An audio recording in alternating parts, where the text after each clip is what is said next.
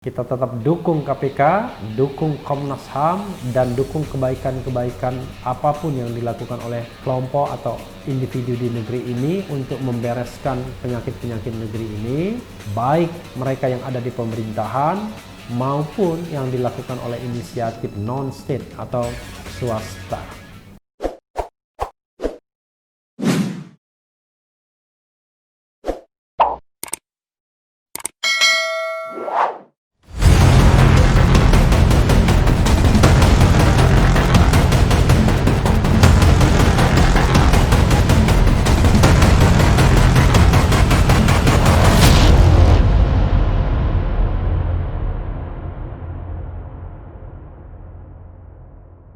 Assalamualaikum warahmatullahi wabarakatuh, sobat RH sekalian.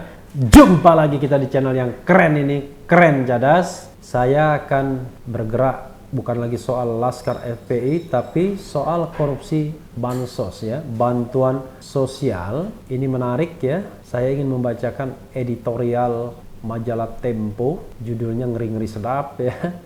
Majalah Tempo terbaru ya, edisi ya 2012-2020 ya. Kejinya korupsi bansos Menteri Sosial Juliari Batubara, editorial. Komisi Pemberantasan Korupsi tidak boleh menghentikan penyidikan kasus korupsi proyek bantuan sosial bansos hanya pada mantan Menteri Sosial Juliari Peter Batubara. Kesaksian para pelaku dan bukti-bukti lain menunjukkan bahwa Juliari tidak menikmati sendiri fulus ratusan miliar rupiah hasil korupsinya.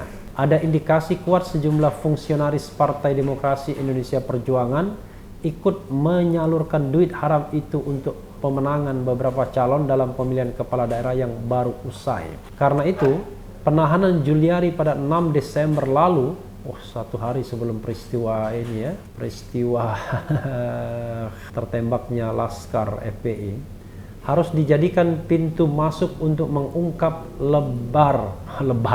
lebar jejaring pelaku korupsi dana bansos. KPK tidak boleh gentar meski berhadapan dengan partai penguasa. Korupsi dana bantuan untuk masyarakat yang terempas krisis ekonomi akibat pandemi jelas merupakan kejahatan level tertinggi. Pelakunya tak hanya merugikan keuangan negara, tapi juga mengancam hidup banyak orang. Penyidikan sementara menemukan bukti bahwa Juliari telah menyelewengkan posisinya sebagai Menteri Sosial untuk memungut sedikitnya Rp10.000 dari setiap kemasan bantuan sosial korban pandemi di Jakarta, Bogor, Depok, Tangerang, dan Bekasi. Sebagian dana itu lalu digunakan buat membiayai berbagai keperluannya, termasuk menyewa jet pribadi untuk melakukan kunjungan kerja ke sejumlah daerah. Wah, luar biasa ya, menyewa jet. Anggaran pemerintah untuk proyek bansos adalah 300.000 per kemasan untuk 21,6 juta kemasan yang dibagikan dalam 12 gelombang. Artinya, total nilai korupsi Menteri Sosial mencapai setidaknya 216 miliar. Tapi ada dugaan korupsi Juliari sebenarnya lebih dahsyat. Lagian juga kenapa harus dikasih paket ya? Kenapa nggak uang cash langsung transferable ya? Lebih akuntabel ya. Yang penting adalah bahan-bahan pokok itu dijaga harganya agar jangan sampai kemudian mahal. Kalau dibentuk bansos seperti ini, dana distribusi, dana-dana lain ya, termasuk juga dana pengadaannya akan jauh lebih besar dan nilai bansosnya akhirnya berkurang. Penelusuran majalah ini menemukan bahwa nilai tiap kemasan bantuan sosial bisa jadi jauh lebih rendah dari Rp300.000. Banyak penerima bantuan mengeluhkan buruknya kualitas beras, sarden atau mie instan yang mereka terima. Biaya pembuatan tas bantuan yang dikerjakan PT Sritek Solo, Jawa Tengah pun terlalu mahal. Badan Pengawasan Keuangan dan Pembangunan sempat menelusuri kejanggalan-kejanggalan ini. Pengadaan bansos berbentuk barang pada masa krisis memang rentan dikorupsi. Banyak aktivis anti korupsi sudah mengingatkan pemerintah sejak awal. Kondisi pandemi yang serba darurat dimanfaatkan Juliari dan kelompoknya untuk berbagi-bagi jatah. Bukan hanya di hilir, dalam proses pengadaan bansos pun sejumlah perusahaan kepanjangan tangan politikus turut bermain. Ada kesaksian yang menyebutkan nama sejumlah elit PDIP yang menitipkan perusahaan tertentu agar mendapat jatah proyek. KPK harus menelusuri semua petunjuk itu. Bagi banyak orang, kejahatan semacam ini mungkin tidak terbayangkan. Menteri Sosial yang semestinya menjadi penopang orang-orang papa justru mengkhianati warga yang seharusnya dia lindungi. Apalagi Juliari berasal dari PDIP, partai politik yang selalu mengklaim sebagai partai wong cilik. Bagaimanapun aksi lancung Juliari tak bisa dilepaskan dari kebijakan Presiden Joko Widodo. Ketika menyetujui revisi Undang-Undang KPK setahun lalu, yang jelas-jelas memereteli sejumlah kewenangan lembaga itu, Jokowi mengirim sinyal terang benderang ke pelosok negeri. Dia menegaskan bahwa penindakan keras terhadap korupsi adalah pengganggu pembangunan. Apalagi setelah pandemi, Jokowi mengeluarkan peraturan pemerintah pengganti undang-undang yang berisi klausul perlindungan bagi pejabat. Aturan yang kemudian disetujui Dewan Perwakilan Rakyat itu menegaskan bahwa pejabat tidak bisa dituntut hukum baik secara pidana maupun perdata saat bekerja mengawasi wabah COVID-19. Semua kebijakan Jokowi itu sedikit banyak mendorong Juliari dan bisa jadi pejabat lain itu ramai-ramai menggarong anggaran negara karena mereka pikir mereka aman. Karena itulah berbagai tanda ketidakberesan penyaluran bantuan sosial seolah-olah diabaikan begitu saja. Sistem pencegahan korupsi di pemerintahan tak berjalan.